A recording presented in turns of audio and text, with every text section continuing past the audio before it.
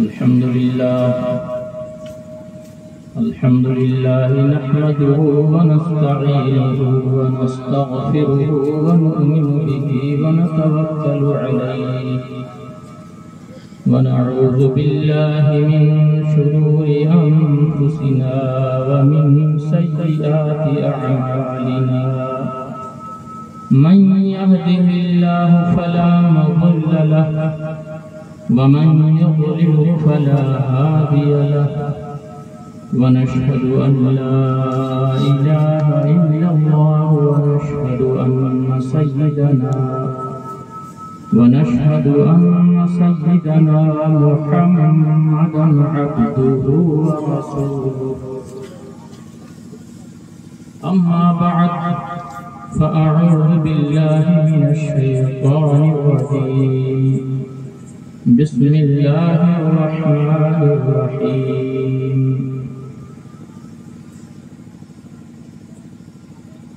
ولا تقولوا لمن يقتل في سبيل الله أموات بل أحياء ولكن لا تشعرون صدق الله مولانا العلي العظيم وصدق رسوله النبي الأمين الكريم ونحن على ذلك لمن الشاهدين والشاكرين والحمد لله رب العالمين.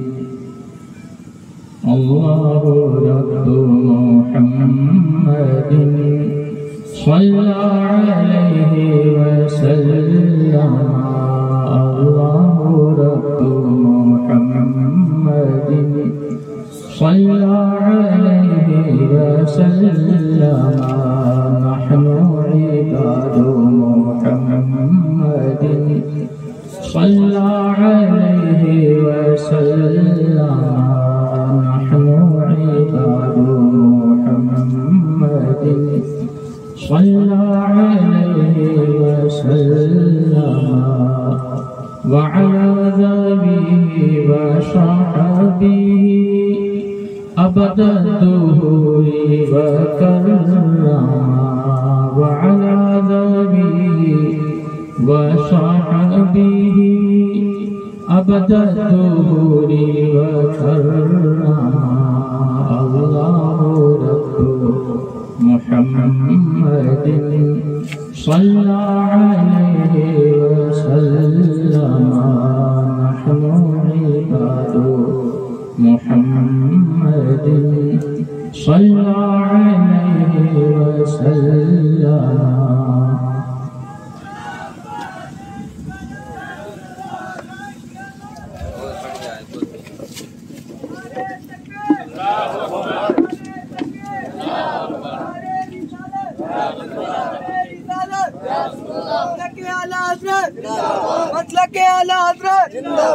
نعرے تکبیر، نعرے رسالت، مسلک اعلیٰ حضرت شاعر اسلام جناب محترم راشد رضا صاحب مرکزی بریلی شریف.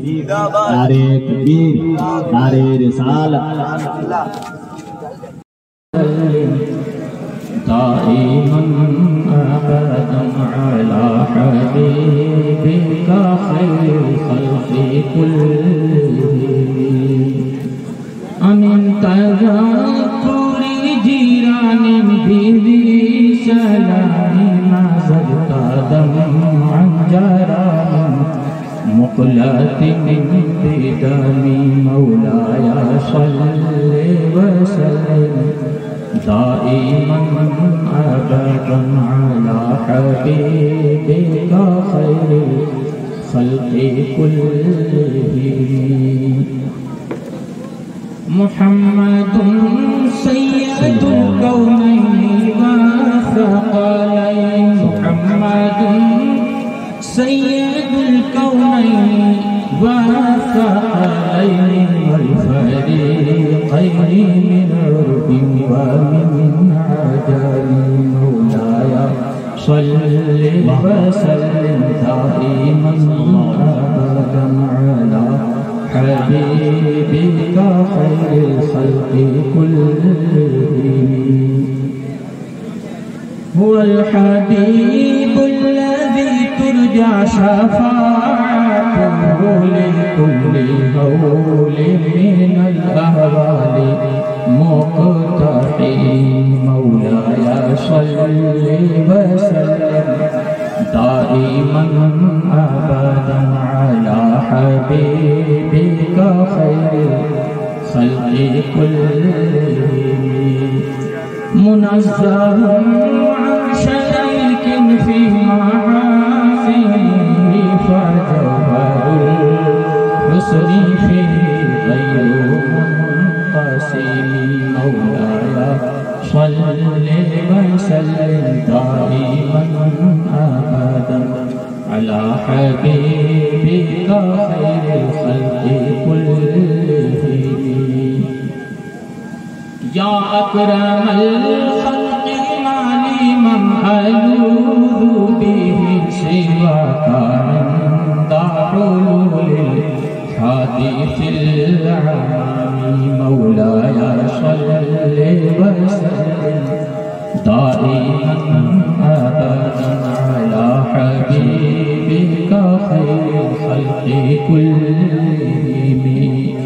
فإن من جودك الدنيا وضرتها وعلومك علم اللوح والقلم. مولاي صل وسلم دائما أبدا على حبيبك خير الخلق كلهم. يا ربي بالمصطفى بلغ مقاصدنا فاغفر لنا ما مضى يا واسع الكرم.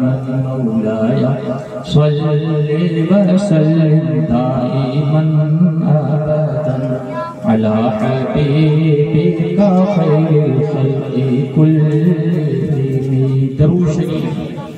اللهم صل على سيدنا مولانا صلی اللہ علیہ وسلم صلاۃ و سلام صلی اللہ علیہ وسلم صلاۃ و سلام علیک یا رسول اللہ. منقبت کے چند اشعار پڑھنے کی سعادت حاصل کرتا ہوں، سیدھی سماعت کرنا. اللهم صل على سيدنا مولانا محمد صلی اللہ علیہ وسلم رسول اللہ. باغ جنت کے بہرے مدح خواہ سبحان اللہ. باغ جنت کے بہرے مدح خانے اہل بیت. تم کو مزدار کا اے دشمنان اہل بیت. تم کو مزدار کا اے دشمنان اہل بیت. کس زبان سے ہو بیانی عز و شان اہل بیت. کس زبان سے ہو بیانی عز و شان اہل بیت. مدح گوئی مصطفیٰ ہے مدح خانی اہل بیت. مدح گوئی مصطفیٰ ہے مدح خانی اہل بیت. ان کی پاکی کا خدائے پاک کرتا ہے بیان. ان کی پاکی کا خدائے پاک کرتا ہے بیان. آیا تطہیر سے ظاہر ہے شان اہل بیت. آیا تطہیر سے ظاہر ہے شان اہل بیت. اہل بیت کا معنی ہوتا ہے گھر والا، اور اہل معنی والے بیت کا معنی گھر، اہل بیت کا معنی ہوا گھر والے. اور گھر والے سے مراد حضور اقدس سید عالم صلی اللہ تعالی علیہ وسلم کے گھر والے مراد ہیں. اللہ تبارک و تعالی قرآن مقدس میں ارشاد فرماتا ہے کہ جس کا ترجمہ یہ ہے کہ اللہ تو یہی چاہتا ہے اے نبی کے گھر والوں، انما یرید اللہ لیذھب عنکم الرجس اہل البیت ویطہرکم تطہیرا. اللہ تو یہی چاہتا ہے اے نبی کے گھر والوں کہ تم سے ہر ناپاکی کو دور فرما دے اور تمہیں پاک کر کے خوب ستھرا کر دے۔ یہ آیت تطہیر ہے۔ اس آیت کریمہ میں اللہ تعالی نے اہل بیت کی پاکی کا ذکر فرمایا۔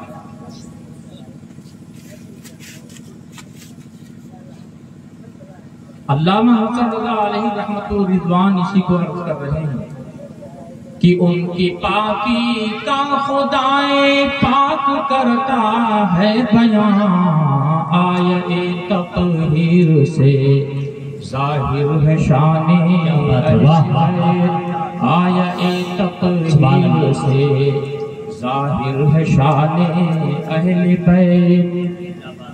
کس شقی کی ہے حکومت ہائے کیا اندھیر ہے، کس شقی کی ہے حکومت ہائے کیا اندھیر ہے، دن دہاڑے لٹ رہا ہے کاروان اہل بیت، دن دہاڑے لٹ رہا ہے کاروان اہل بیت۔ خشک ہو جا خاک ہو کر خاک میں مل جا فرات، خشک ہو جا خاک ہو کر خاک میں مل جا فرات، خاک تجھ پر دیکھ تو سوکھی زبان اہل بیت، خاک تجھ پر دیکھ تو سوکھی زبان اہل بیت۔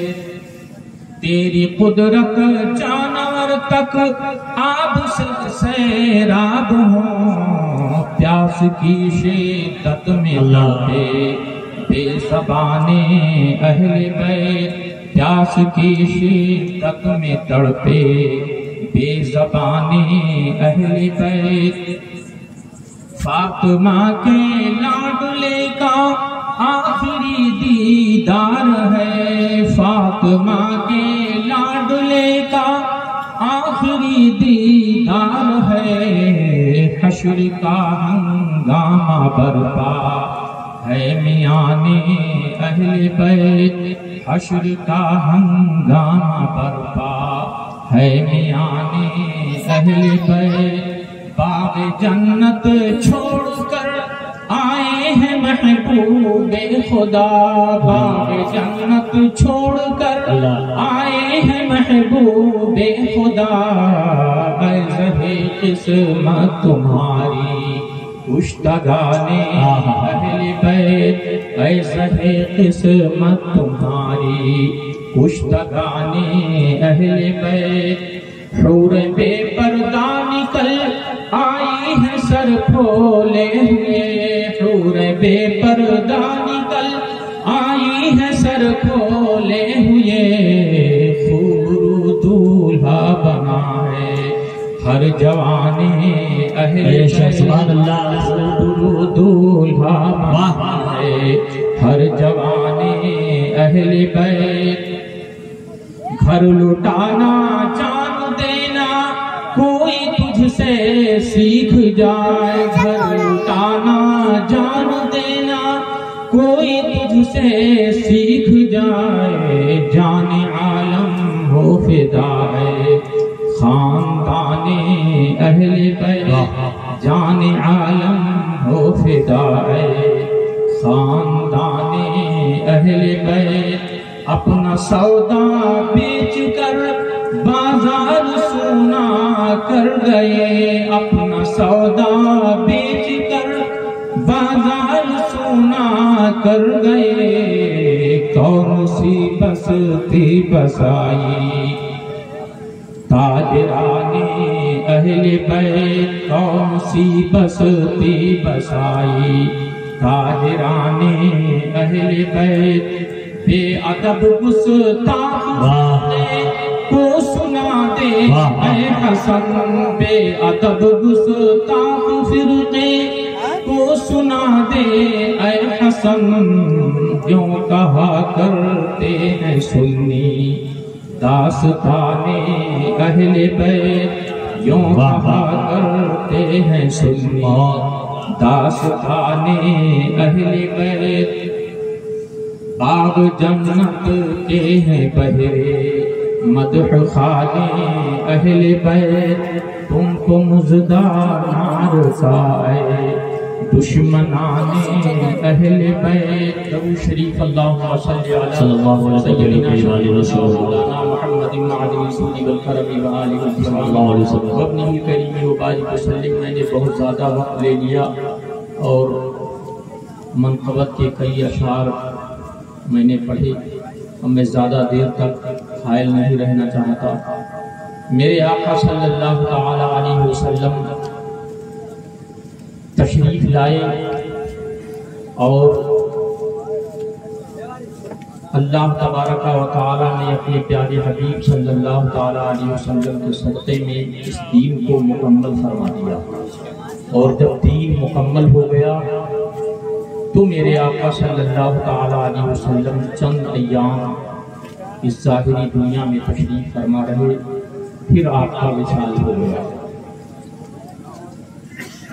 وصال فرمانے کے بعد صحابہ کو اس بات کی ضرورت محسوس ہوئی کہ حضور صلی اللہ تعالی علیہ وسلم کی جگہ پر کسی کو منتخب کیا جائے، چنا جائے جو مسلمانوں کے درمیان عدل و انصاف قائم رکھے اور کافروں پر جہاد کے لیے لشکر بھیجے، ظالم اور مظلوم کے درمیان انصاف کرے۔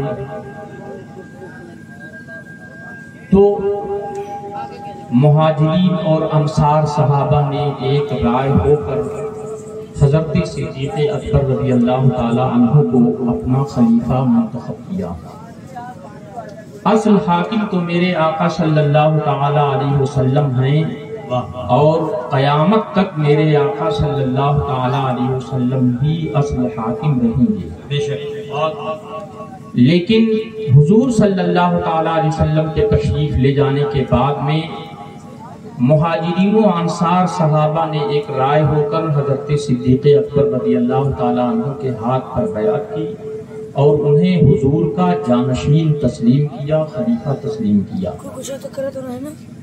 حضرت صدیق اکبر رضی اللہ تعالی عنہ نے بہت ہی شاندار خلافت کا کام انجام دیا۔ آپ کے زمانے میں بہت سارے فتوحات ہوئے، اور جب آپ کے وصال کا زمانہ قریب آ گیا تو انتقال فرمانے سے پیشتر حضرت عمر فاروق اعظم رضی اللہ تعالی عنہ کو اپنا جانشین آپ نے چنا اور ان کو مقرر فرما دیا۔ حضرت عمر فاروق اعظم رضی اللہ تعالی عنہ خلیفہ رہے، آپ نے بہت شاندار کار خلافت انجام دیا، اور پھر ابو لولو مجوسی اس نے حضرت عمر فاروق اعظم رضی اللہ تعالی عنہ پر حملہ کر دیا۔ فجر کی نماز پڑھنے کے لیے آپ تشریف لے گئے تھے، جیسے ہی آپ نماز میں مشغول ہوئے وہ خبیث چھپا ہوا تھا، اس نے بہت سختی کے ساتھ آپ پر حملہ کر دیا، جس سے آپ شدید زخمی ہو گئے، اور بہت سے لوگوں نے اس کو پکڑنا چاہا تو اسی بھاگنے ہی میں 4-6 صحابہ کو اور شہید کر دیا۔ جب اس نے یہ دیکھا کہ اب ہم پکڑ ہی جائیں گے تو اس نے اپنی تلوار سے خود اپنے شکم پر تلوار مار لی، اور جس سے وہ خبیث خود ہی مر گیا۔ حضرت عمر فاروق اعظم رضی اللہ تعالی عنہ اس قدر زخمی ہو چکے تھے کہ آپ کو دودھ پلایا گیا تو وہ زخم کے راستے سے بچ گیا، دوا پلائی گئی وہ بھی زخم کے راستے سے دوا بچ گئی، حالت بہت نازک ہو گئی۔ تو آپ نے ام المومنین حضرت حفصہ رضی اللہ تعالی عنہ سے فرمایا کہ میرے بعد مسلمان 6 صاحبوں میں جسے مسلمان مناسب تر جانے وہ اپنا خلیفہ منتخب کر لے، مقرر کر لے۔ ایک تو حضرت علی، اور ایک حضرت عثمان، اور حضرت طلحہ، حضرت زبیر بن عوام اور حضرت سعد بن ابی وقاص اور حضرت عبد الرحمن بن عوف، ان 6 صاحبوں میں مسلمان جسے اپنا مناسب کر جانے خلیفہ مقرر کر رہے ہیں۔ حضرت ام المومنین حفصہ رضی اللہ تعالی عنہ یہ حضرت عمر فاروق اعظم رضی اللہ تعالی عنہ کی صاحبزادی ہیں اور میرے آقا صلی اللہ تعالی علیہ وسلم کی ازواج مطہرات میں ان کا شمار ہے۔ انہوں نے عرض کیا کہ اے میرے باپ جان، کچھ لوگوں کا کہنا یہ ہے کہ یہ 6 شخص مجھے پسندیدہ نہیں، تو حضرت عمر فاروق اعظم رضی اللہ تعالیٰ عنہ نے فرمایا کہ مجھے تکیہ لگا کر بٹھا دو، تو امیر المومنین تکیہ لگا کر بٹھائے گئے۔ فرمایا بھلا علی کی شان میں کیا کہہ سکتے ہیں؟ میں نے رسول اللہ صلی اللہ تعالی علیہ وسلم کو یہ فرماتے سنا ہے کہ اے علی تو اپنا ہاتھ میرے ہاتھ میں لا کہ کل قیامت کے دن تو میرے ساتھ میرے درجے میں جنت میں داخل ہوگا۔ بھلا عثمان کی شان میں کیا کہہ سکتے ہیں؟ میں نے رسول اللہ صلی اللہ تعالی علیہ وسلم کو دیکھا، میں نے رسول اللہ صلی اللہ تعالی علیہ وسلم کو یہ فرماتے ہوئے سنا کہ جس روز عثمان انتقال کرے گا آسمان کے فرشتے اس پر نماز پڑھیں گے۔ میں نے عرض کی یا رسول اللہ، یہ فضیلت کیا خاص عثمان کے لیے ہے یا ہر مسلمان کے لیے ہے؟ فرمایا یہ فضیلت خاص عثمان کے لیے ہے۔ اور پھر فرمایا کہ میں نے دیکھا کہ رسول اللہ صلی اللہ تعالی علیہ وسلم کے سواری کا جو جانور تھا اس کے پشت سے کجاوا زمین پر گر گیا تھا، تو حضور نے ارشاد فرمایا کہ کون ہے جو میرا کجاوا ٹھیک کر دے اور جنت لے لے؟ یہ سنتے ہی حضرت طلحہ دوڑے اور کجاوے کو درست کر دیا۔ رسول اللہ صلی اللہ تعالی علیہ وسلم سوار ہوئے اور فرمایا اے طلحہ یا طلحہ تو ھذا جبریل یقرئک السلام، اے طلحہ یہ جبریل ہیں تجھے سلام کہہ رہے ہیں اور خبر دے رہے ہیں کہ قیامت کے دن تمہارے ساتھ میں رہیں گے، یہاں تک کہ قیامت کے تمام ہولناکیوں سے تمہیں محفوظ کر دیں گے۔ پھر فرمایا کہ بھلا زبیر بن عوام کی شان میں کیا کہہ سکتے ہیں؟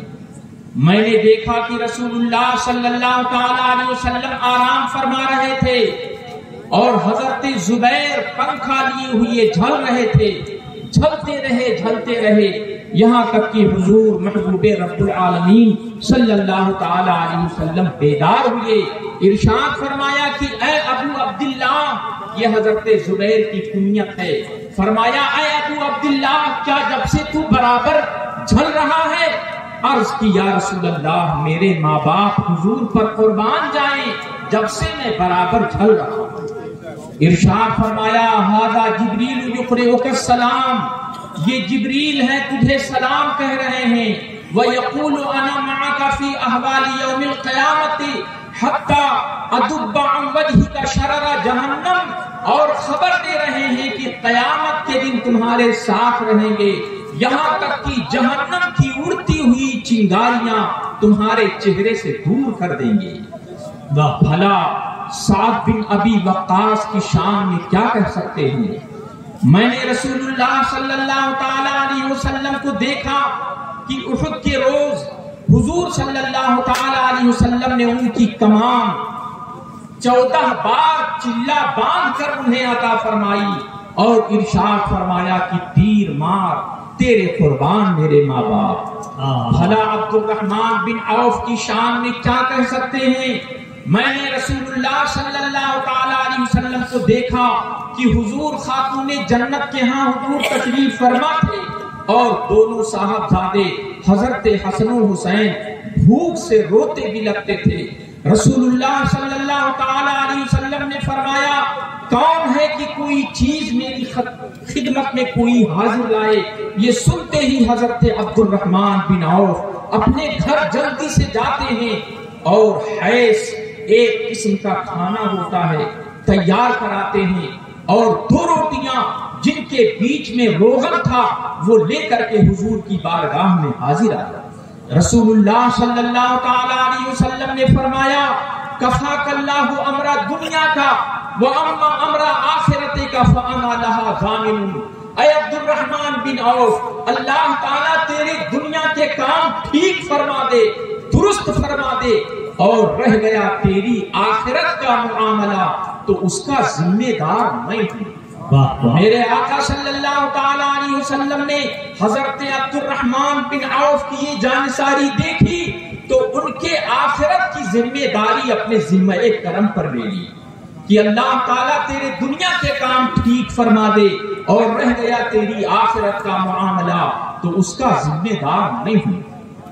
میرے آقا صلی اللہ تعالی علیہ وسلم مختار ہیں، اللہ کی عطا سے صاحب اختیار ہیں۔ حضرت خاتون جنت رضی اللہ تعالی عنہ، حضرت امام حسن، حضرت امام حسین رضی اللہ تعالی عنہ کو لے کر بارگاہ رسالت میں حاضر ہوتی ہیں، عرض کرتے ہیں یا رسول اللہ انحلہما، یا رسول اللہ ان دونوں شہزادوں کو کچھ عطا فرمائیں۔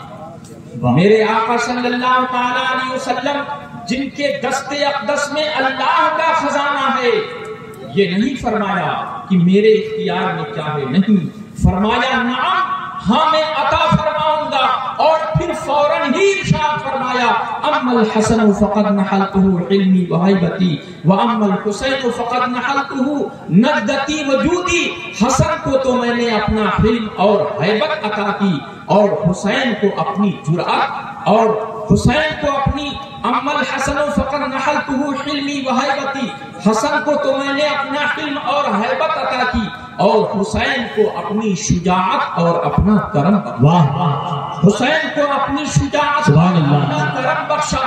دیکھیے کچھ چیزیں ایسی ہوتی ہیں کہ مانگنے والا آپ سے مانگے تو آپ فوراً دے سکتے ہیں۔ مثلا کسی نے آپ سے 100 روپیے طلب کیے، کہا 100 روپیے کی حاجت ہے دے دیجئے، آپ نے فوراً نکال کر کے دے دیا۔ لیکن آپ کسی مفتی وقت کے پاس چلے جائیں اور ان سے کہیں کہ حضرت آپ نے جو عمر بھر لکھا پڑھا ہے، جتنا علم حاصل کیا ہے، ہم کو دے دیجئے، ہم لے کر گھر چلے جائیں، تو کیا مفتی صاحب اپنے عمر بھر کا لکھا پڑھا فوراً اٹھا کر دے دیں گے؟ کیا وہ اشیاء محسوسہ سے ہے جسے چھوا جائے، آنکھ سے دیکھا جائے؟ نہیں، یہ علم کی دولت ایسی دولت ہے کہ اس کے حاصل کرنے کے لیے ایک زمانہ لمبا عرصہ درکار ہوتا ہے، اور پھر حاصل کرنے والا مشقتیں محنتیں جھیلتا رہتا ہے۔ مقدر نے ساتھ دیا تو علم حاصل ہوتا ہے، ورنہ کتنے ایسے ہیں کہ خاک چھان کر واپس لوٹ آتے ہیں۔ تو علم حاصل کرنے کے لیے، علم لینے کے لیے اور دینے کے لیے وقت کی ضرورت ہے۔ اگر اتنی آسانی سے علم مل ہی جائے تو پھر اتنے بڑے ادارے کھولنے کی کیا ضرورت ہے؟ اس میں اتنے مدرسین کام کر رہے ہیں، پڑھا رہے ہیں، مفتی صاحب ایسے منٹوں میں دے دیں اور سب حاصل کرنے اپنے گھر چلے جائیں۔ پتہ یہ چلا کہ بہت ساری چیزیں ایسی ہوتی ہیں کہ ان کے لینے کے لیے، دینے کے لیے وقت کی ضرورت ہے۔ میرے آقا صلی اللہ تعالی علیہ وسلم نے حسنین کریمین رضی اللہ تعالی عنہما کو جو نعمت عطا فرمائی، کیا وہ ایسی نعمت ہے جو اشیاء محسوسہ سے ہو، اٹھا کر دیا جا سکے؟ جس طرح روپیہ پیسہ غلہ اٹھا کر دے دیا جاتا ہے، اسی طرح کی کیا وہ نعمت ہے؟